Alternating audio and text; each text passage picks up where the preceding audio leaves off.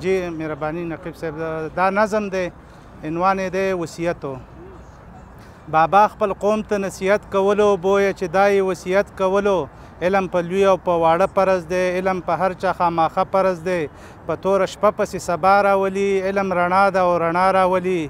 شیرو د جنگ او د فتنو دور دی دا د فساد د خورېدو دور دی بل د صلیب د جنگ نشخه جوړه شوه په پټه نښه په ښکاره جوړه شوه د دې فتنې نه به بس ځان وساتئ د جنګ جګړې نه به بس ځان وساتئ پهلوانان د مټو زور ازموي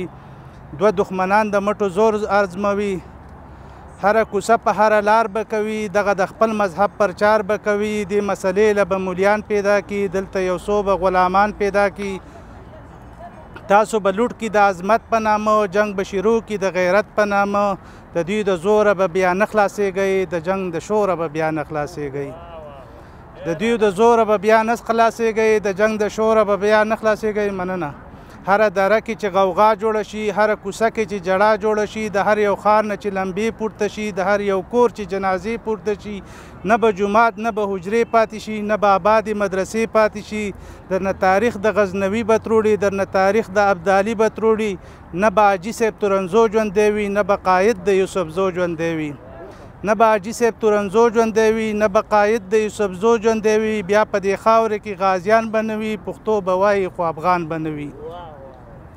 بیا مې ارمان د نصیحت مه کوئ په جړاګانو مزمت مه کوئ